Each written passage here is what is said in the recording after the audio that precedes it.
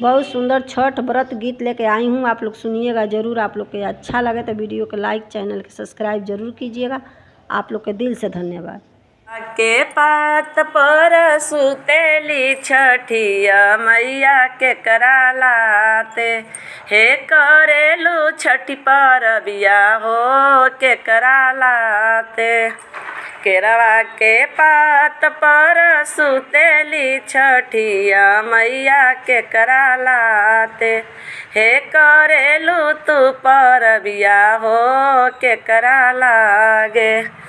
अपने ही पुत्र लोभे करी हम परबिया हो स्वामी लाते, हे करी ले हम परबिया हो स्वामी लागे। पुत लोभे छठी माई करी हम परबिया हो सेंदुरा लोभे, हम आयनी मैया घटिया हो सेंदुरा लोभे।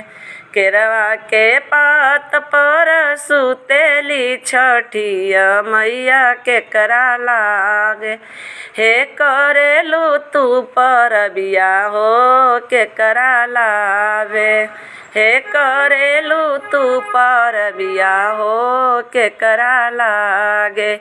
पुतलोगे छठी मैया करी हम परबिया हो सेंदुरा लागे, हे करीले हम परबिया हो सेंदुरा लोभे, हे करीले हम यार घवा हो स्वामी लागे, हे करीले हम परबिया हो छठी माई के।